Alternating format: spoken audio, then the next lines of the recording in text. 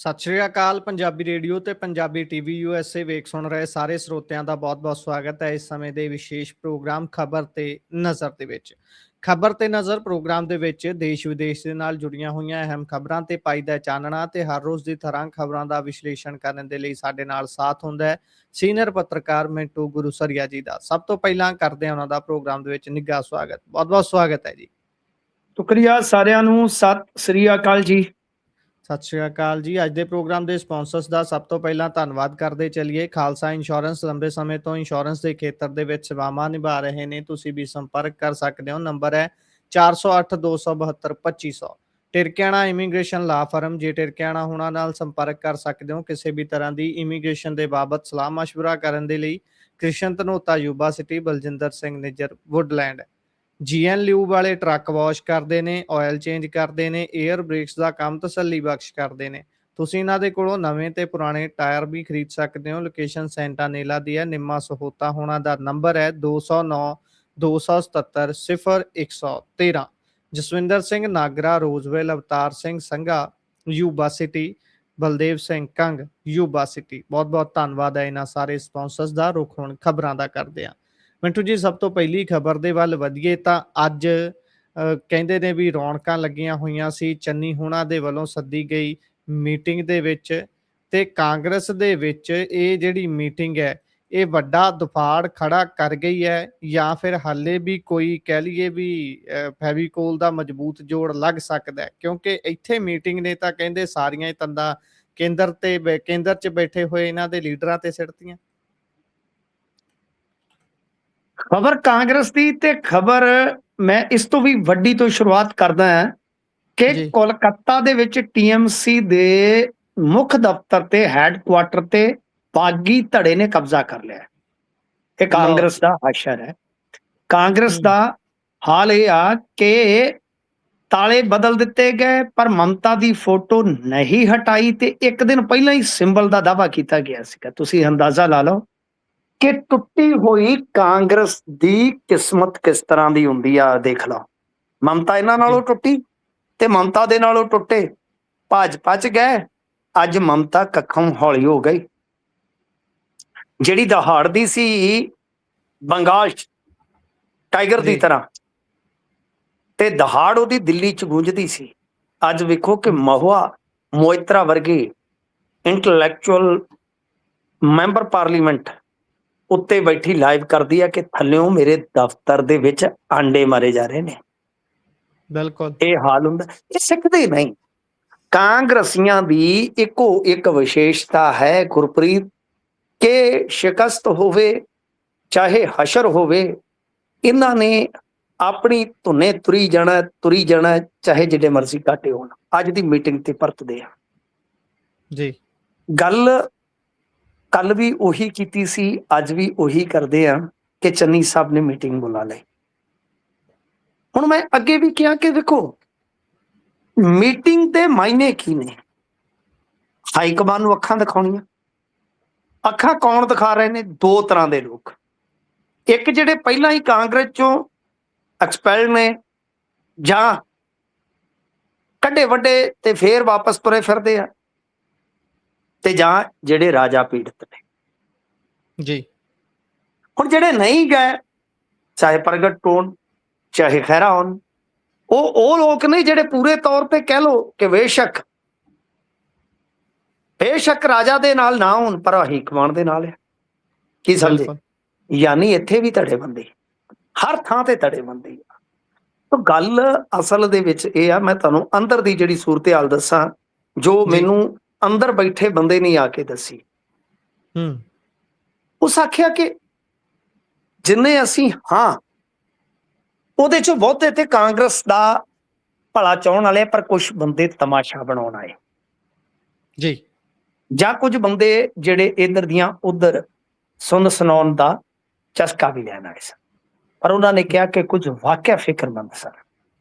ਜੀ। ਹੁਣ ਦੇਖੋ ਗੱਲ ਇਹ ਆ ਕਿ ਉੱਥੇ ਅਤੀ ਉਤਸ਼ਾਹਤ ਲੋਕਾਂ ਨੇ, ਜਾਂ ਕਹਿ ਲਓ ਕਿ ਜਿਹੜੇ ਇੱਧਰ ਉੱਧਰ ਢਾਏ ਚੜੇ ਫਿਰਦੇ ਆ ਕੁਛ ਲੋਕ, ਉਹਨਾਂ ਨੇ ਕਿਹਾ ਕਿ ਪਾਰਟੀ ਤੋੜ ਦਿਓ, ਅੱਡ ਚੁੱਲਾ ਕਰ ਦਿਓ। ਇਹ ਅੰਦਰ ਦੀ ਗੱਲ ਦੱਸ ਰਿਹਾ, ਸ਼ਾਇਦ ਬਾਹਰ ਆ ਕੇ ਪਤਾ ਨਹੀਂ ਕਿਸੇ ਨੇ ਬਾਈਟ 'ਚ ਦੱਸੀ ਹੈ ਕਿ ਨਹੀਂ। ਮੇਰੇ ਜੀ ਖਿਆਲ ਦੇ ਨਾਲ ਨਹੀਂ ਦੱਸੀ ਉਹਨੇ ਕਿ ਕੁਝ ਲੋਕ ਇਹ ਕਹਿੰਦੇ ਸਨ ਕਿ ਅਜੇ ਪਾਰਟੀ ਦਾ ਐਲਾਨ ਕਰ ਦਿਓ ਜੀ, ਇਹ ਕਰ ਦਿਓ, ਆਹ ਕਰ ਦਿਓ। ਕੁਝ ਸਿਆਣੇ ਲੀਡਰਾਂ ਨੇ ਸਮਝਾਇਆ ਕਿ ਅਕਲ ਨੂੰ ਹੱਥ ਮਾਰੋ, ਜੀ ਪੱਲੇ ਕੱਖ ਨਹੀਂ ਜੇ ਰਹਿਣਾ। ਜੋ ਹਾਂ ਕਾਂਗਰਸ ਕਰਕੇ ਹਾਂ, ਜੋ ਸੀ ਕਾਂਗਰਸ ਕਰਕੇ ਸਾਂ। ਜੀ ਤੇ ਪੜੀ ਵਿਚਾਰੀਏ ਗੱਲ ਇਹ ਆ ਕਿ ਆਪਾਂ ਹਾਈ ਕਮਾਨ ਨੂੰ ਇੱਕ ਵਾਰ ਫਿਰ ਰੋ ਕੇ ਦੇਖੀਏ ਕਿ ਸਾਡੀ ਥੋੜੀ ਜੀ ਗੱਲ ਮੰਨ ਲਓ, ਥੋੜਾ ਜਿਹਾ ਬਦਲਾਅ ਕਰ ਲਓ, ਮਤਲਬ ਰਾਜਾ ਵੜਿੰਗ ਦੇ ਨਾਲ ਚੰਨੀ ਐਡਜਸਟ ਕਰ ਲਓ। ਯਾਨੀ ਇੱਕ ਨੂੰ ਕੌਮੀ ਪੋਲਿਟਿਕਸ ਦਿੱਤੀ ਜਾ ਸਕਦੀ ਆ, ਇੱਕ ਨੂੰ ਪ੍ਰਧਾਨਗੀ ਦੇ ਕੇ ਦੋਨੇ ਧੜੇ ਰਾਜੀ ਰੱਖੇ ਜਾ ਸਕਦੇ। ਰੱਬ ਰਾਜੀ ਕਰੇਗਾ ਸਾਰੀ ਬਾਜੀ। ਤਾਂ ਗੇਂਦ ਹੁਣ ਫੇਰ ਘੁੰਮ ਕਮਾ ਕੇ ਗਈ ਚਲੀ ਬਈ ਹਾਈ ਕਮਾਂਡ ਦੇ ਪਾਲੇ ਦੇ ਵਿੱਚ। ਹਾਈ ਕਮਾਂਡ ਹੁਣ ਇਹਦੇ ਤੇ ਕਿੰਨਾ ਟਾਈਮ ਲਾਏਗਾ ਇਹ ਕੋਈ ਪਤਾ ਨਹੀਂ ਹੈ, ਕਿਉਂਕਿ ਅੱਗੇ ਟਾਈਮ ਬਹੁਤ ਲੱਗ ਗਿਆ। ਮਈ ਤੋਂ ਸ਼ੁਰੂ ਹੋਏ ਸਨ ਤੇ ਜੁਲਾਈ ਚੜ ਗਏ। ਗੱਲ ਉੱਥੇ ਦੀ ਉੱਥੇ।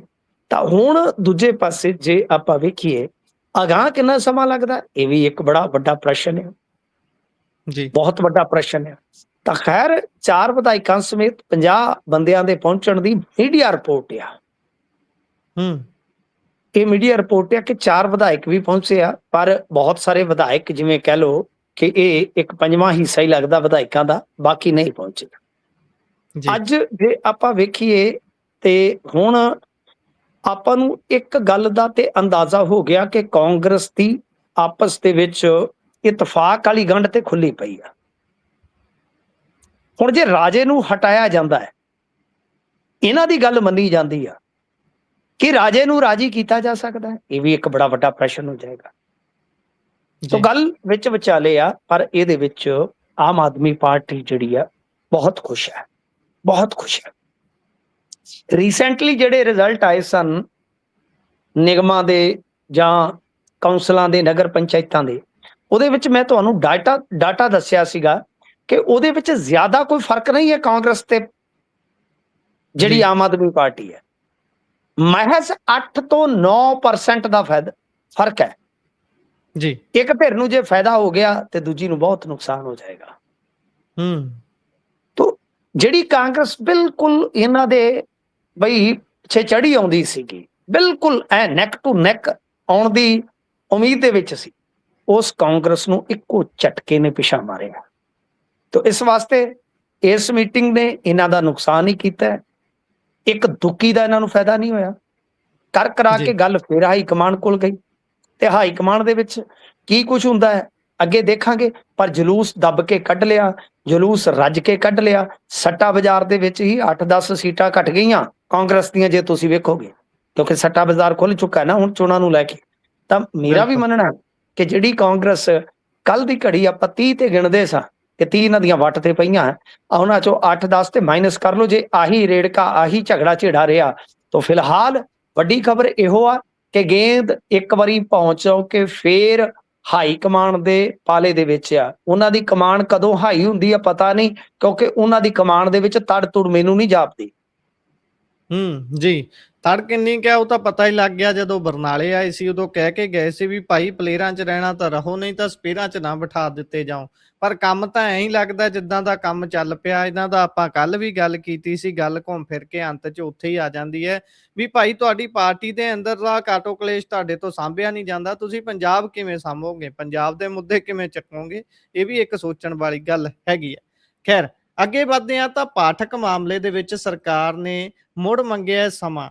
ਇਹ ਕੀ ਮਾਮਲਾ ਹੈ ਜੀ ਪੂਰਾ? ਇੱਕ ਪਾਠਕ ਹੁੰਦਾ ਸੀ, ਉਹ ਜਿਵੇਂ ਇੱਕ ਫਿਲਮ ਆਈ ਸੀ ਨਾ, ਇੱਕ ਸੰਧੂ ਹੁੰਦਾ ਸੀ ਜੀ, ਇੱਕ ਸੰਦੀਪ ਪਾਠਕ ਹੁੰਦਾ ਸੀਗਾ। ਆਮ ਆਦਮੀ ਪਾਰਟੀ ਦਾ ਛੱਤੀਸਗੜ੍ਹ ਤੋਂ ਪੜ੍ਹਿਆ ਲਿਖਿਆ ਵਿਅਕਤੀ। ਬੜੀ ਸੈਟਿੰਗ ਕੀਤੀ ਉਹਨੇ ਆ ਕੇ, ਬੜੀ ਸੈਟਿੰਗ ਕੀਤੀ, ਸਾਰਾ ਕੁਝ ਡਿਜ਼ਾਈਨ ਕੀਤਾ ਤੇ ਅੰਤ ਦੇ ਵਿੱਚ ਫਿਰ ਜੇ ਤੁਸੀਂ ਵੇਖੋਗੇ ਤਾਂ ਬਈ ਉਹੀ ਹੋਇਆ ਜੋ ਹੁੰਦਾ ਹੈ। ਤੇ ਤੁਹਾਨੂੰ ਯਾਦ ਹੋਣਾ ਹੈ ਕਿ ਜਦੋਂ ਉਹਨਾਂ ਨੇ ਗੁੱਛਾ ਤੋੜਿਆ ਤੇ ਇਹਨਾਂ ਨੂੰ ਗੁੱਸਾ ਚੜ ਗਿਆ ਤੇ ਸੰਦੀਪ ਪਾਠਕ ਨੂੰ ਫੜਨ ਵਾਸਤੇ ਪੁਲਿਸ ਚਲੇ ਗਈ ਸੀ। ਤੁਹਾਨੂੰ ਪਤਾ ਨਾ, sir Punjab police, sir Punjab police, sir. ਉਹ ਵੀਡੀਓ ਕਿੰਨਾ ਵਾਇਰਲ ਹੋਇਆ ਸੀ। ਪਤਾ ਨਹੀਂ ਕਿਹੜੇ ਗੋਦਾਮ ਜੇ ਚੋਂ ਨਿਕਲ ਕੇ ਸੰਦੀਪ ਪਾਠਕ ਮਾਰ ਕੇ ਬਲਾਕੀ ਚੜ ਕੇ ਚਿੱਟੀ ਜੀ ਗੱਡੀ 'ਚ ਆਓ ਗਿਆ ਹੋ ਗਈ। ਉਹ ਸਰ ਪੰਜਾਬ ਪੁਲਿਸ ਸਰ ਮੈਨੂੰ ਤਾਂ ਭੁੱਲਦੇ ਨਹੀਂ ਉਹ ਸ਼ਬਦ।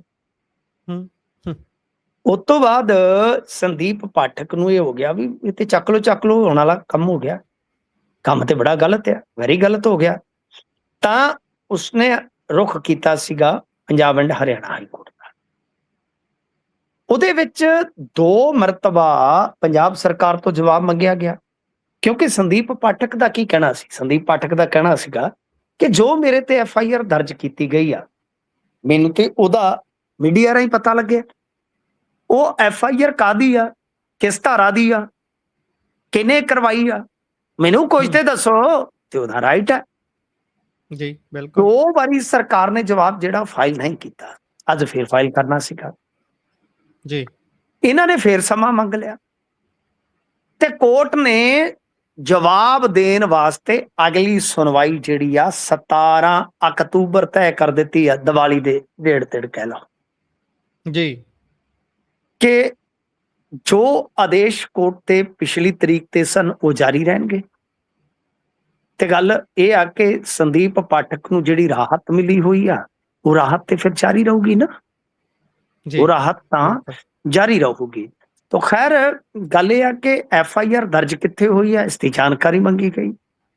ਨਾਲ ਕਿਹਾ ਗਿਆ ਸੀਗਾ ਕਿ ਮੈਂ ਕੋਈ ਗਲਤ ਕੰਮ ਨਹੀਂ ਕੀਤਾ। ਹੁਣ ਗੱਲ ਇਹ ਆ ਕਿ ਗੁਰਪ੍ਰੀਤ, ਤੁਸੀਂ ਇਹ ਵੇਖੋ ਕਿ ਜੇ ਮੰਨ ਲਓ FIR ਤੁਸੀਂ ਦਰਜ ਹੀ ਨਹੀਂ ਕੀਤੀ, ਇਹ ਸਾਰਾ ਕੁਝ ਝੂਠ ਹੈ ਜੀ, ਤੇ ਤੁਸੀਂ ਸਿੰਪਲ ਇੱਕ ਐਫੀਡੈਵਿਟ ਦੇਣਾ ਹੈ, ਇਹ ਪਟੀਸ਼ਨ ਹੀ ਡਿਸਪੋਜ਼ਡ ਆਫ ਹੋ ਜਾਏਗੀ ਜੀ, ਖਤਮ ਹੋ ਜਾਏਗੀ। ਸਿੰਪਲ ਹੈ ਨਾ।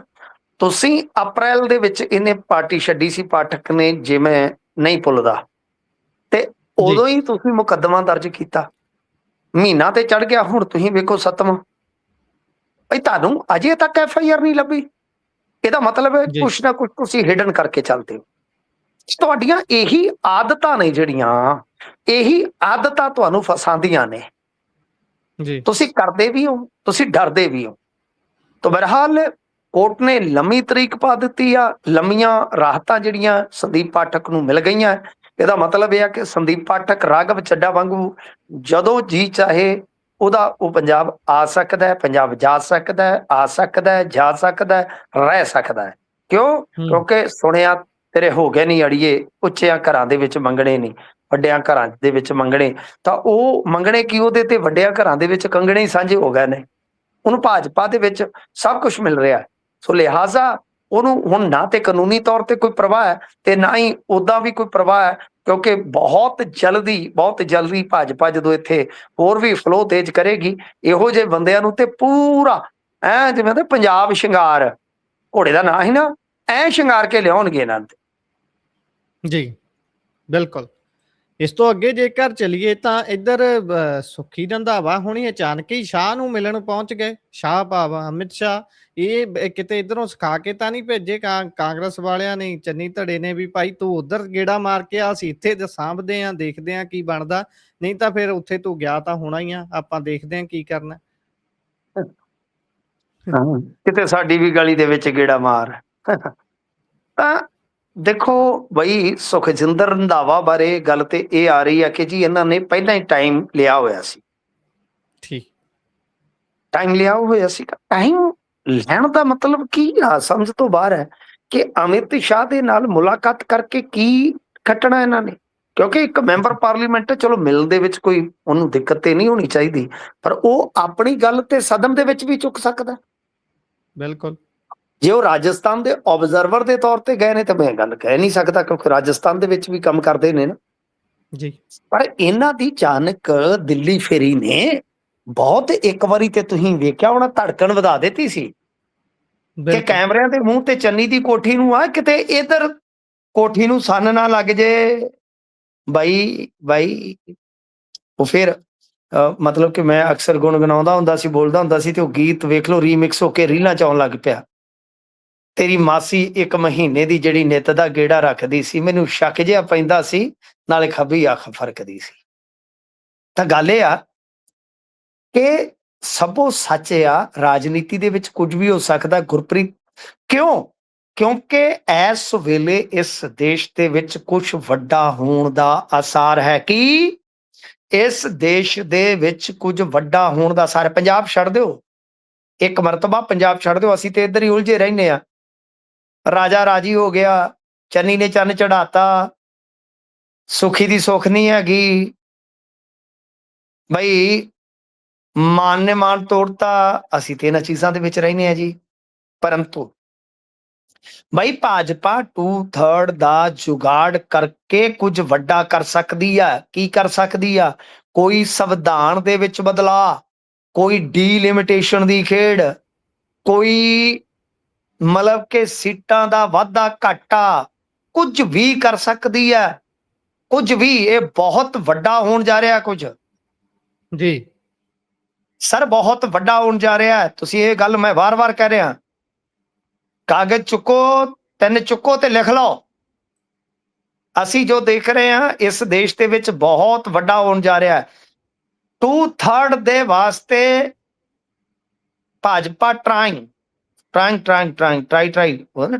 ਅਗੇਨ ਜੀ ਭਾਜਪਾ ਕਰ ਰਹੀ ਹੈ ਟਰਾਈ 2/3 ਵਾਸਤੇ। ਬਿਲਕੁਲ। ਤੇ ਉਹਦੇ ਵਾਸਤੇ ਕੁਝ ਮੈਂਬਰ ਪਾਰਲੀਮੈਂਟ ਇਦਾਂ ਦੇ ਉਹਨਾਂ ਨੂੰ ਚਾਹੀਦੇ ਆ ਜਿਹੜੇ ਬੇਸ਼ੱਕ ਇਹਨਾਂ ਦੇ ਨਾਲ ਨਾ ਆ ਸਕਦੇ ਹੋਣ, ਪਰ ਉਸ ਦਿਨ ਐਬਸੈਂਟ ਹੋ ਜਾਣ। ਕੀ ਜੀ ਗਹਿਰਾ ਅਸਰ ਹੋ ਜਾਣ। ਤੋ ਇਸ ਕਰਕੇ ਠੀਕ ਆ, ਉਹਨਾਂ ਦੇ ਆਪਣੇ ਤਰਕ ਹੋ ਸਕਦੇ ਆ। ਸ਼ਾਹ ਜਿਸ ਨੂੰ ਮਰਜ਼ੀ ਬੁਲਾਣ, ਆਉਣਾ ਪੈਂਦਾ ਸਰ। ਸਦੀ ਹੋਈ ਮਿੱਤਰਾਂ ਦੀ ਮੈਂ ਪੈਰ ਜੁੱਤੀ ਨਾ ਪਾਵਾਂ। ਤਾਂ ਕੀ ਇਸ ਘਟਨਾਕ੍ਰਮ ਨੂੰ ਅਸੀਂ ਇਸ ਕ੍ਰਮ ਦੇ ਨਾਲ ਵੀ ਜੋੜ ਸਕਦੇ ਹਾਂ? ਕਿਉਂਕਿ ਭਾਜਪਾ ਕੁਝ ਵੱਡਾ ਕਰਨ ਜਾ ਰਹੀ ਆ। ਵਾਰ-ਵਾਰ ਮੈਂ ਕਹਿ ਰਿਹਾ, ਉਹ ਕੁਝ ਵੀ ਹੋ ਸਕਦਾ। ਡੀਲਿਮਿਟੇਸ਼ਨ ਦੇ ਨਾਲ ਜੁੜਿਆ, ਉਹ ਸੰਵਿਧਾਨ ਦੇ ਵਿੱਚ ਬਦਲਾਅ ਲਿਆ ਸਕਦੇ ਆ। RSS ਤਾਂ ਲਾਨੀਆ ਸੰਵਿਧਾਨ ਵਿਰੋਧੀ ਆ। ਬਿਲਕੁਲ। ਉਹ ਤੇ ਇਸ ਸੰਵਿਧਾਨ ਦੀ ਵਿਰੋਧੀ ਆ ਤੇ ਬਹੁਤ ਵਾਰੀ ਉਹ ਕਹਿ ਚੁੱਕੇ ਨੇ। ਉਹਨਾਂ ਦੇ ਵੱਖ-ਵੱਖ ਲੇਖਕ ਲਿਖਤਾਂ ਦੇ ਵਿੱਚ ਉਹ ਕਹਿ ਚੁੱਕੇ, ਇਰਾਦੇ ਜ਼ਾਹਰ ਕਰ ਚੁੱਕੇ ਆ। ਕੁਝ ਵੀ ਹੋ ਸਕਦਾ ਹੈ, ਡੀਲਿਮਿਟੇਸ਼ਨ ਤੋਂ ਲੈ ਕੇ ਸੰਵਿਧਾਨ ਦੇ ਵਿੱਚ ਬਦਲਾਅ ਤੱਕ ਕੁਝ ਵੀ ਹੋ ਸਕਦਾ ਹੈ। ਸੋ ਅਜਿਹੇ 'ਚ ਸੁਖੀ ਰੰਧਾਵਾ ਘਰ ਜਾ ਕੇ ਮਿਲਦੇ ਨੇ ਸ਼ਾਹ ਨੂੰ, ਤਾਂ ਅਸੀਂ ਇੱਕ ਉਪਚਾਰਕ ਮੀਟਿੰਗ ਵੀ ਕਹਿ ਸਕਦੇ ਹਾਂ ਉਹਨਾਂ ਦੀ, ਕੁਝ ਉਹਨਾਂ ਦੇ ਮੁੱਦੇ ਵੀ ਕਹਿ ਸਕਦੇ ਹਾਂ। ਪਰ ਕਿਉਂਕਿ ਸਰ ਇਹ ਵਾਲੀ ਗੱਲ ਜਾ ਕੇ ਬਾਹਰ ਨਹੀਂ ਦੱਸਦੇ, ਤਾਂ ਅਸੀਂ ਵੀ ਇਸ ਗੱਲ ਤੋਂ ਫਿਰ ਅੰਦਾਜ਼ਾ ਤੇ ਲਾ ਸਕਦੇ ਹਾਂ। ਅੰਦਾਜ਼ਾ ਤੇ ਲਾ ਸਕਦੇ ਹਾਂ ਕਿ ਨਾਲ ਨਾਲ ਚਰਚਾ ਇਹ ਵੀ ਚੱਲ ਰਹੀ ਕਿ ਅਜਿਹੇ ਕੋਈ ਯਤਨ ਤੇ ਨਹੀਂ ਹੋ ਰਿਹਾ। ਬਿਲਕੁਲ ਬਿਲਕੁਲ, ਇਹ ਚਰਚਾ ਤਾਂ ਹੋਣੀ ਬਣਦੀ ਹੈ। ਇਸ ਤੋਂ ਅੱਗੇ ਚੱਲੀਏ ਤਾਂ ਮੀਟਰ ਰੀਡਰਾਂ ਦੀ ਹੜਤਾਲ ਨੇ ਸੁੱਕਣੇ ਪਾਤਾ ਜੀ। ਹਾਂਜੀ ਦੇਖੋ, ਮੀਟਰ ਰੀਡਰ ਤੇ ਬਹੁਤ ਲੰਮੇ ਸਮੇਂ ਤੋਂ ਹੜਤਾਲ ਤੇ ਨੇ ਗੁਰਪ੍ਰੀਤ ਜੀ। ਆ ਥਰਮਲ ਕਰਮਚਾਰੀਆਂ ਦੀ ਹੜਤਾਲ ਵੀ ਤੇ ਮਸਾਂ ਹੀ ਟੁੱਟੀ ਆ ਨਾ, ਕਿਉਂਕਿ ਠੇਕੇਦਾਰਾਂ ਨੂੰ ਵਿੱਚੋਂ ਕੱਢ ਕੇ ਸਿੱਧਾ ਕਿਹਾ, ਪਾਵਰਕਾਮ ਨੇ ਕਿ ਅਸੀਂ ਤੁਹਾਨੂੰ ਠੇਕੇ ਤੇ ਰੱਖ ਲਿਆ ਕਰਾਂਗੇ, ਤੇ ਜਾ ਕੇ ਜ਼ਮੂਦ ਟੁੱਟਾ। ਨਹੀਂ ਤੇ ਬਹੁਤ ਮੁਸ਼ਕਲ ਆ ਰਹੀ ਸੀਗੀ, ਬਹੁਤ ਮੁਸ਼ਕਲ ਆ ਰਹੀ ਸੀਗੀ ਲਾਈਟ ਦੀ। ਤੇ ਸਰ ਹੁਣ ਜਿਹੜੀ ਗੱਲ ਆ, ਮੁਹਾਲੀ ਦੇ ਵਿੱਚ ਮੈਂ ਸੁਣ ਰਿਹਾ ਸੀ, ਜਲੰਧਰ ਦੇ ਵਿੱਚ ਸੁਣ ਰਿਹਾ ਸੀ, ਕਈ ਜ਼ਿਲ੍ਹਿਆਂ ਦੇ ਵਿੱਚ ਇਹ ਖਬਰਾਂ ਆ ਰਹੀਆਂ ਨੇ ਕਿ ਬਈ ਜਿਹੜੇ ਮੀਟਰ ਰੀਡਰ ਨੇ ਉਹ ਹੜਤਾਲ ਤੇ ਚਲੇ ਗਏ ਤੇ ਉਸ ਤੋਂ ਬਾਅਦ ਗਾਹਕ ਦੀ ਐਸੀ ਤੈਸੀ ਹੋ ਗਈ ਜੀ। ਹੁਣ ਇਹਦੇ ਵਿੱਚ ਕੀ ਆ ਕਿ ਦਰਅਸਲ ਬਈ ਐਵਰੇਜ ਮੀਟਰ ਜਿਹੜੇ ਆ ਉਹ ਬਿੱਲ ਕੱਢਣ ਲੱਗ ਗਏ। ਮਤਲਬ ਕਿ ਕੋਡ ਲੱਗਦੇ ਆ ਨਾ, ਕੋਈ R ਕੋਡ ਲੱਗਦਾ, ਕੋਈ N ਕੋਡ ਲੱਗਦਾ ਵਗੈਰਾ ਵਗੈਰਾ। ਤਾਂ ਹੁਣ ਇਹਦੇ ਵਿੱਚ ਉਹ ਜਿਹੜਾ ਐਵਰੇਜ ਬਿੱਲ ਆਉਣਾ ਸ਼ੁਰੂ ਹੋਇਆ ਗੁਰਪ੍ਰੀਤ, ਉਹਦੇ ਨਾਲ ਦਿੱਕਤ ਕਈਆਂ ਦਾ ਜਿਹੜਾ ਉਹ 600 ਯੂਨਿਟ ਵਾਲਾ ਇੱਕ ਫਿਕਸ ਕੀਤਾ ਕੰਮ ਸੀ, ਉਹ ਹੁਣ ਬਈ ਉਹਦੇ ਚੋਂ ਨਿਕਲ ਗਿਆ। ਤੇ ਜਿਹੜੇ ਬਿੱਲ ਆ ਮੀਟਰ ਰੀਡਰ ਤੇ ਆਉਂਦੇ ਨਹੀਂ, ਐਵਰੇਜ ਦੇ ਹਿਸਾਬ ਦੇ ਨਾਲ ਐਵਰੇਜ ਪਿਛਾਂ ਚੁੱਕੀ ਜਾਂਦੀ ਹੈ। ਤੁਹਾਨੂੰ ਪਤਾ ਐਵਰੇਜ ਤੇ ਬਹੁਤ ਪਿੱਛੋਂ ਚੱਕ ਲੈਂਦੇ ਆ ਕਈ ਵਾਰ, ਬਿਲਕੁਲ, ਸੌਫਟਵੇਅਰ ਦੇ ਜ਼ਰੀਏ। ਤਾਂ ਇਸ ਕਰਕੇ ਲੋਕ ਸਾਰੇ ਪਾਸੇ ਦੁਖੀ ਹੋ ਗਏ ਨੇ ਤੇ ਬਿੱਲ ਵੀ ਇਕੱਠੇ ਹੋ ਗਏ, ਲੱਗ ਕੇ ਬਿੱਲ ਇਕੱਠੇ ਹੋ ਗਏ।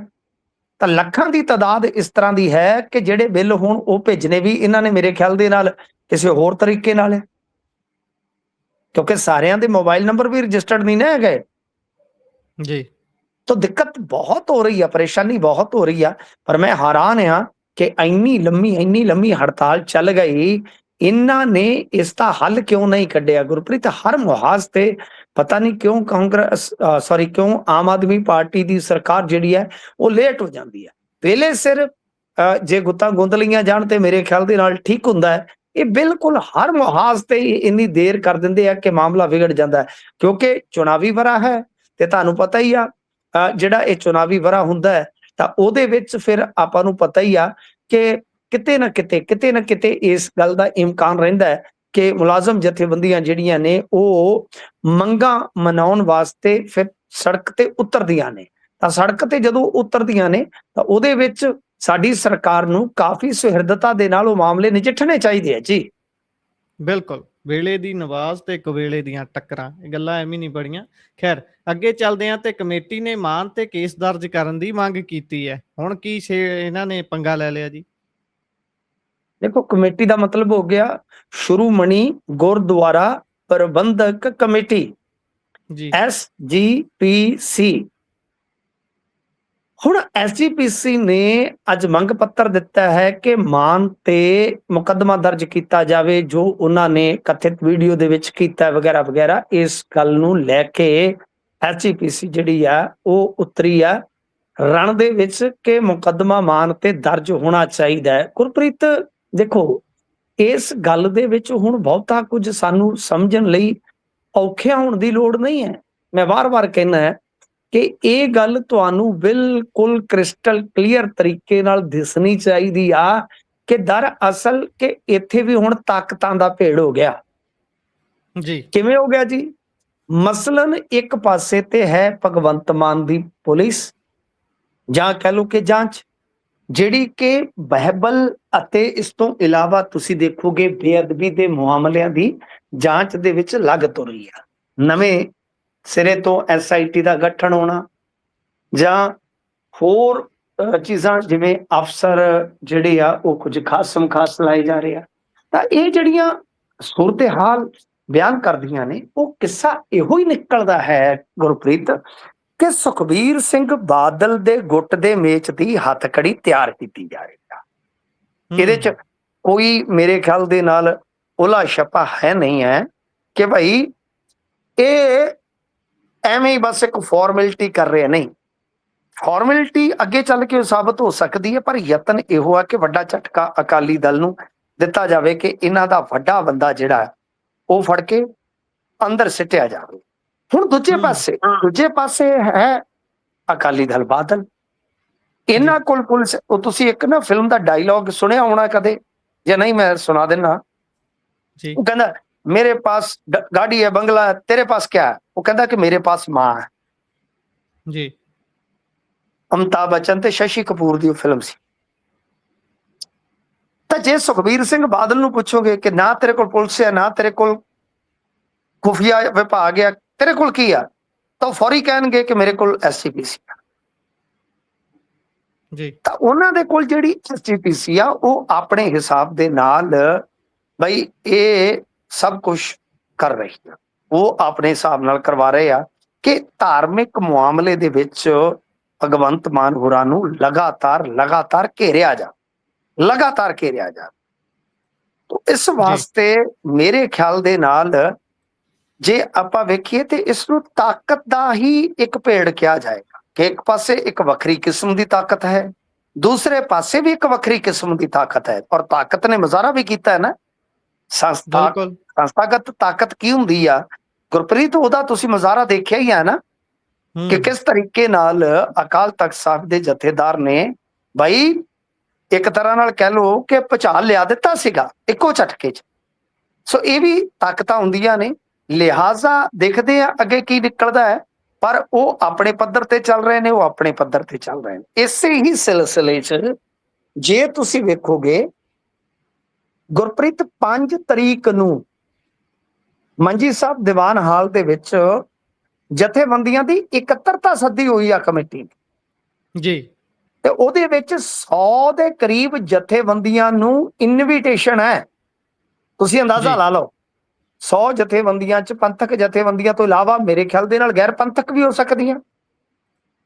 तो सारी लामबंदी आ, घेराबंदी आ कि धार्मिक तौर ते जो वो वीडियो का मामला है ਉਹਦੇ ਵਿੱਚ ਇਹਨਾਂ ਨੂੰ ਬਹੁਤ ਬੁਰੀ ਤਰ੍ਹਾਂ ਉਲਝਾਇਆ ਜਾਵੇ ਤੇ ਦੂਜੇ ਪਾਸੇ ਕਾਨੂੰਨ ਦੇ ਮਾਮਲੇ 'ਚ ਵੀ ਤੁਸੀਂ ਦੇਖੋਗੇ ਜਿਹੜੇ ਕੁਝ ਸਰਕਾਰ ਪੱਖੀ ਨੇ, ਕੁਝ ਇੱਧਰ ਉੱਧਰ ਦੇ, ਚਾਹੇ ਕੋਈ ਵਕਾਲਤ ਨਾਲ ਜੁੜਿਆ, ਚਾਹੇ ਕੋਈ ਪੱਤਰਕਾਰਤਾ ਨਾਲ ਜੁੜਿਆ, ਚਾਹੇ ਕੋਈ ਵਿਦਵਤਾ ਨਾਲ ਜੁੜਿਆ, ਵੱਖ-ਵੱਖ ਤਰੀਕਿਆਂ ਨਾਲ, ਉਹ ਵੀ ਸਰਕਾਰ ਨੇ ਮੈਦਾਨ 'ਚ ਉਤਾਰ ਦਿੱਤੇ ਨੇ। ਯਾਨੀ ਜੀ ਹਰ ਪਾਸੇ ਇਹ ਭੇੜ ਵੇਖਣ ਨੂੰ ਮਿਲ ਰਿਹਾ ਹੈ ਗੁਰਪ੍ਰੀਤ। ਜੀ ਇਸ ਤੋਂ ਅੱਗੇ ਵਧੀਏ ਤਾਂ ਏਕਮ ਢਿੱਲੋਂ ਕੇਸ ਦੇ ਵਿੱਚ ਪਤਨੀ ਨੂੰ ਸਜ਼ਾ ਹੋਈ ਹੈ। ਦੇਖੋ ਇਹ ਮੋਹਾਲੀ ਦਾ ਬਹੁਤ ਹੀ ਮਸ਼ਹੂਰ ਕੇਸ ਸੀਗਾ, ਏਕਮ ਢਿੱਲੋਂ ਕਤਲकांड। BMW ਕਾਂਡ ਵੀ ਕਹਿੰਦੇ ਆ। ਇਹ ਗੱਲ ਜਿਹੜੀ ਆ ਨਾ ਗੁਰਪ੍ਰੀਤ 9-10 ਸਾਲ ਪੁਰਾਣੀ ਆ, ਮੇਰੇ ਖਿਆਲ ਦੇ ਨਾਲ 17 ਦੀ ਗੱਲ ਸੀ। ਜੀ ਤਾਂ ਇਸ ਨੂੰ ਫਿਰ ਮੁੜ ਕੇ ਰੇਅਰੈਸਟ ਆਫ ਰੇਅਰ ਕੈਟਾਗਰੀ ਦੇ ਵਿੱਚ ਰੱਖਿਆ ਗਿਆ ਸੀਗਾ। ਦਰਅਸਲ ਕੀ ਆ ਕਿ ਸਰਕਾਰੀ ਵਕੀਲ ਨੇ ਤੇ ਏਕਮ ਦੀ ਪਤਨੀ ਵਾਸਤੇ ਫਾਂਸੀ ਮੰਗੀ ਸੀ, ਕਿਉਂਕਿ ਜਿਸ ਤਰ੍ਹਾਂ ਮਾਰਿਆ ਗਿਆ, ਏਕਮ 6 ਫੁੱਟ ਦਾ ਸੀਗਾ ਹਿਸਾਬ ਲਾ ਲਓ, ਤੇ ਉਹਦੀ ਜਦੋਂ ਡੈੱਡ ਬੋਡੀ ਬਰਾਮਦ ਹੋਈ ਸੀ ਉਹ 2.5 ਫੀਟ ਦਾ ਬੈਗ ਸੀ। ਉਹ ਤਸਵੀਰਾਂ ਨੇ ਹਿਲਾ ਕੇ ਰੱਖ ਦਿੱਤਾ ਸੀ ਪੂਰੇ ਪੰਜਾਬ ਨੂੰ। ਇਹ ਜਿਹੜਾ 3B1 ਹੈ, ਤੁਸੀਂ ਦੇਖਿਆ ਹੋਣਾ 3B2, 3B2 ਬੜਾ ਮਸ਼ਹੂਰ ਹੈ, 3B1 ਆ, ਉਹਦੇ ਵਿੱਚ ਇਹ ਕਤਲकांड ਅੰਜਾਮ ਦਿੱਤਾ ਗਿਆ ਸੀਗਾ। ਤੇ ਇਸ ਕਤਲकांड ਦੇ ਵਿੱਚ ਅਹਿਮ ਗਵਾਹ ਸੀਗਾ ਇਹਨਾਂ ਦਾ ਮੁੰਡਾ ਹੀ ਗੁਰਨਵਾਜ਼। ਉਹ ਮੇਰੇ ਖਿਆਲ ਦੇ ਨਾਲ ਉਸ ਵੇਲੇ ਕੋਈ ਹੋਏਗਾ ਕੁਝ ਸਾਲਾਂ ਦਾ, ਉਸ ਦੀ ਗਵਾਹੀ ਅਹਿਮ ਸੀਗੀ, ਤੇ ਉਸੇ ਗਵਾਹੀ ਦੇ ਆਧਾਰ ਤੇ ਹੀ ਇਹ ਕੇਸ ਜਿਹੜਾ ਹੈ ਉਹ ਫਿਰ ਫੈਸਲੇ ਤੱਕ ਪੁੱਜਿਆ। ਤੇ ਸਾਰਾ ਕੁਝ ਜਿਹੜਾ ਉਹ CCTV ਕੈਮਰਿਆਂ 'ਚ ਕੈਦ ਹੋਇਆ, ਤੇ ਇਹਨੇ ਸੂਟਕੇਸ ਦੇ ਵਿੱਚ ਪਾ ਕੇ ਡੈੱਡ ਬੋਡੀ ਨੂੰ ਘੜੀਸ ਕੇ ਥੱਲੇ ਲਿਆਂਦਾ, ਤੇ ਉਹ ਫਿਰ ਕਿਉਂਕਿ ਹੁਣ ਡੈੱਡ ਬੋਡੀ 'ਚੋਂ ਬਲੀਡਿੰਗ ਹੋਣੀ ਸੀਗੀ, ਤਾਂ BMW ਕਾਰ ਦੀ ਪਿਛਲੀ ਸੀਟ ਤੇ ਰਖਵਾਇਆ ਗਿਆ, ਤੇ ਫਿਰ ਮਤਲਬ ਕਿ ਗੁਰਦੁਆਰੇ ਦੇ ਕੋਲ ਜਾ ਕੇ ਮਤਲਬ ਕਿ ਸ਼ਾਇਦ ਅੰਬ ਸਾਹਿਬ ਕੋਲ ਖੂਨ ਨਾਲ ਜਿਹੜੇ ਕੱਪੜੇ ਲਿਬੜੇ ਸੀ ਉਹ ਵੀ ਸਾੜੇ। ਇਸ ਤਰ੍ਹਾਂ ਬਹੁਤ ਇਹਨੇ ਪ੍ਰਪੰਚ ਰਚਿਆ ਜੀ। ਉਸ ਤੋਂ ਬਾਅਦ ਮਤਲਬ ਕਿ ਸੈਲੂਨ ਗਈ, ਫੋਨ ਖਰੀਦਿਆ, ਬਹੁਤ ਲੰਮੀ ਕਹਾਣੀ ਸੀਗੀ।